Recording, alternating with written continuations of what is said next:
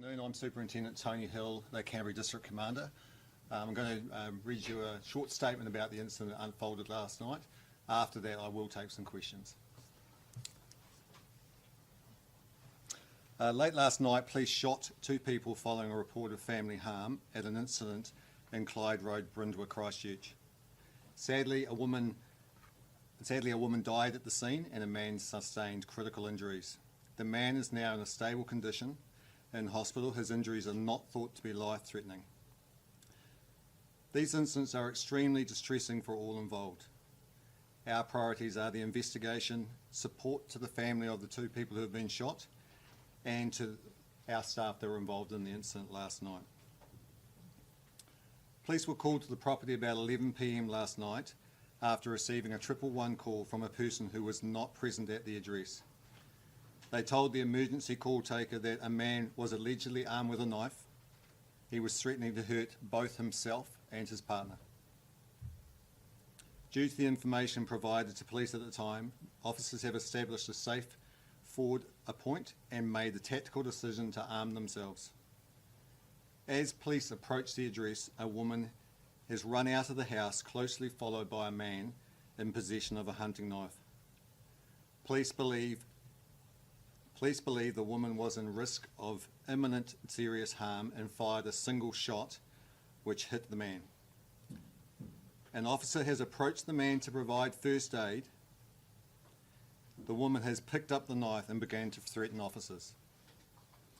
Despite an appeal for her to put down the weapon, she has advanced on police brandishing the knife. A second shot was fired, hitting the woman.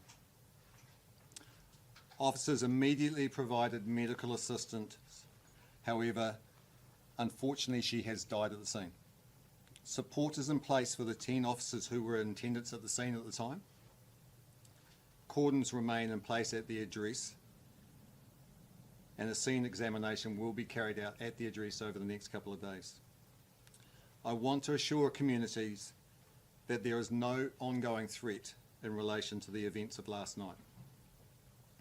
I also want to acknowledge the difficult situation that our staff found themselves in. Drawing a firearm is one of the last things that a police officer wants to do, and is likely mostly one of the most significant decisions they may have to make in their career.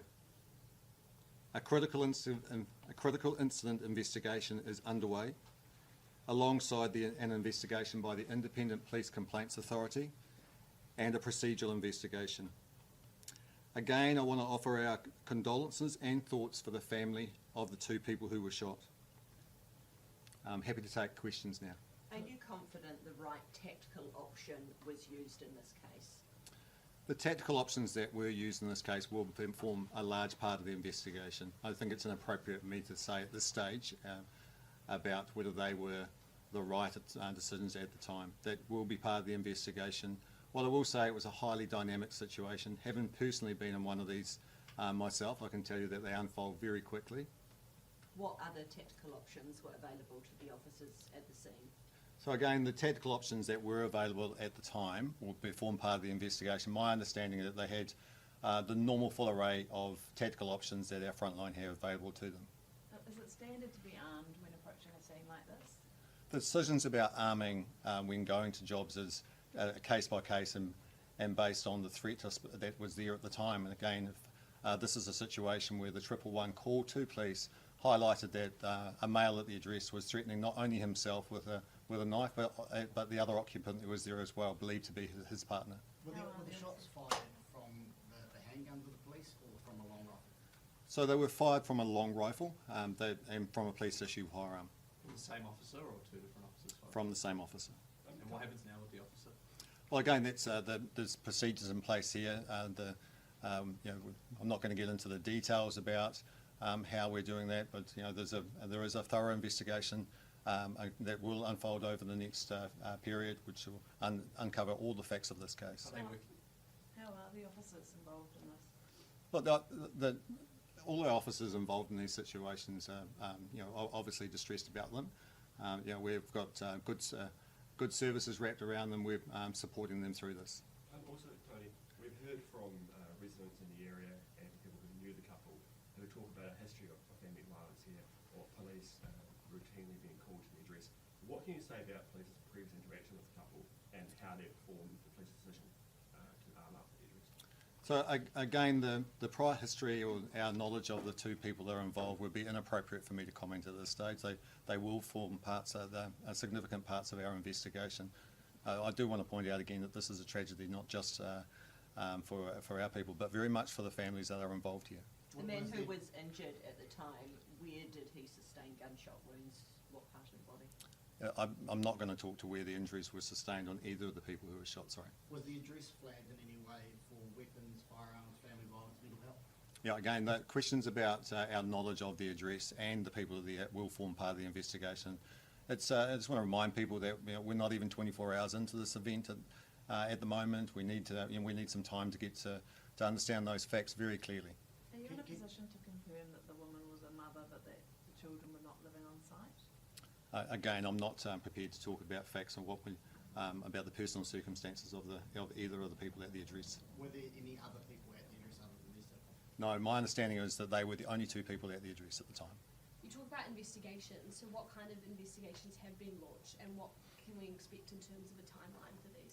Yeah, so there's the critical investigation about the incident itself, which police conduct. We've brought in a senior officer from outside of the district to ensure that there's a good independence of that investigation. There's the investigation that the Independent Police Complaints Authority will be conducting. We've advised them already of the incidents that took place last night. And the third investigation is about have we got our policies and procedures right in that, which is normal with any of these events. Were any of the 10 officers AOS trained? Again, I'm not going to get into the specific facts about the staff who were there. Do you know, you say the initial call maker to police wasn't on the scene. Do you know how they knew what was unfolding on the scene? Again, those are facts that will come out in the investigation. What I can tell you is that the person who informed police about what was unfolding knew the two people involved. Were the two people at this scene under the influence of any alcohol or drugs that you're aware of? Those are facts we're yet to establish in part of the investigation. Is this a shoot to kill sort of situation? What was the New Zealand police policy with that kind of situation? Well, all I can tell you, there's not a policy in place to shoot to kill. Our staff use firearms in the protection of themselves and others. There's no such thing as that. What I will say is that the actions of police are going to be subject to this investigation, and we need for the investigation to unfold to tell us those. And so Can what's you your say- message to the community now? With people who know? So I missed your question. Do you mean? What's your message to the community or even just to the families of the people who were killed? Oh, look, as I said in my original statement, I said our thoughts are definitely with them. Our staff have been out and spoken to them and advised them about what's happening. We will continue to offer them support over the coming days, as we will with our staff. Can you say Okay, last whether question. AOS was deployed at all or at the scene? No, I'm not going to answer questions about who was deployed at the scene. As I said earlier, our staff were informed of this at about 11 p.m. last night. We quickly responded to the incident. How big long was your it at team the on the scene? ground there, Tony? As said, there were 10 officers at their scene. How long were officers at the scene before shots were fired? Again, the questions about how long we were there and the circumstance unfolding are all part of the investigation. So. Have the officers We'll cut it there, guys. Right, thank you, team. Thank you.